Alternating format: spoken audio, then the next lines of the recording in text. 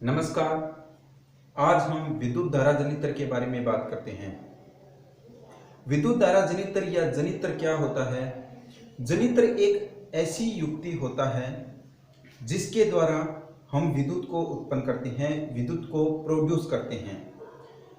जैसे कि हम देखते हैं कि हम सभी लोग हैं वो घरों में पंखे, बल्ब, मिक्सी, इसके अलावा टीवी, फ्रिज, कूलर आदि का उपयोग करते हैं, लेकिन इन उपकरणों को चलाने के लिए हमें विद्युत की आवश्यकता होती है या करंट की आवश्यकता होती है। तो इस विद्युत को उत्पन्न किया जाता है विद्युत धारा जनित्र के द्वारा।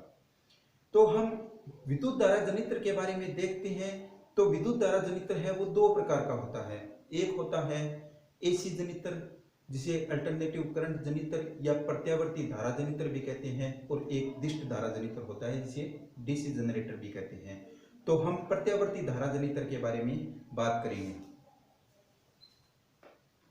प्रत्यावर्ती धारा जनित्र के अंदर क्या होता है कि दो शक्तिशाली नाल चुंबक होते हैं। नाल चुंबक होते हैं जैसे अर्ध कटी हुई सुरंग होती है, इस प्रकार के दो चुंबक होते हैं। देखिए यहाँ पर हम स्पष्ट देख सकते हैं कि ये नाल के आकार का चुंबक है अंदर की तरफ से, और इसके अंदर क्या होता है कि एक लोहे की शक्तिशाली कच्चे लोहे की बनी हुई एक कुंडली होती है, तो जिसको हम आर्मेचर बोलते हैं। इसको हमने डिनोट कर दिया है ए बी सी डी से। ये एक आयताकार कुंडली होती है। अब इसके बाहर जो कुंडल लगी होती है उसके ऊपर दो सर्पी वलय लगी हुई होती है। ये देखिए हमने वलय को प्रदर्शित कर दिया है S1 व S2 से, और इन्हीं वलयों के संपर्क में दो ब्रश B1 व B2, ब्रश B1 व ब्रश B2 लगे रहते हैं। इन ब्रशों का जो एक सिरा है वो सर्पी वलय के सीधा संपर्क में रहता है, और इनका जो दूसरा सिरा है वो उपकरण को या जिस स्रोत को बिजली देनी है उसको दे दिया जाता है। तो इसमें क्या होता है कि जैसे इन शक्तिशाली चुंबकों के बीच में इस आर्मेचर को घुमाया जाता है तो चुंबकीय फ्लक्स उत्पन्न होता है, जिसके बार बार ये कुंडली है वो चुंबकीय फ्लक्स के लंबवत और समानांतर होती है, तथा इससे ऊर्जा पैदा होती है, और उसी विद्युत को हम इन सर्पी वलयों से होते हुए ब्रश B1 व B2 के द्वारा आगे संचित कर लेते हैं। तो इस प्रकार से कुछ विद्युत धारा जनित्र होता है। और एक चीज ध्यान रखने योग्य है कि जो विद्युत धारा जनित्र होता है उसकी कुंडली होती है वो हमेशा ही क्लॉकवाइज घूमती है। हमेशा ही इसकी कुंडली है वो क्लॉकवाइज घूमती है। और भारत में जो प्रत्यावर्ती धारा है उसकी आवृत्ति 50 हर्ट्ज यानी 50 हर्ट्ज होती है, क्योंकि यहाँ पर एक सेकंड में इस कुंडली को 50 बार घुमाया जाता है। तो हम प्रत्यावर्ती धारा जनित्र की कार्य प्रणाली की बात करते हैं।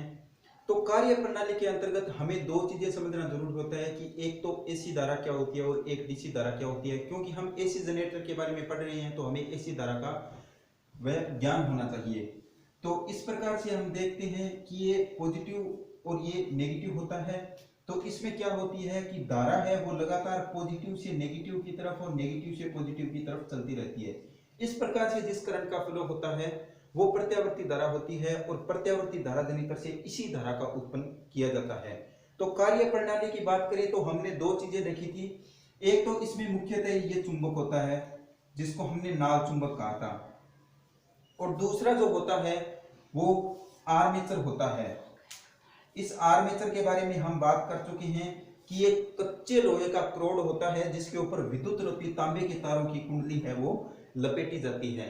जब इसको किसी भी यांत्रिक ऊर्जा द्वारा घूर्णन करवाया जाता है तो ये क्या करता है कि इसके जो चुंबकीय फ्लक्स होता है इसके कभी समानांतर आता है और कभी जो है ये लंबवत आता है।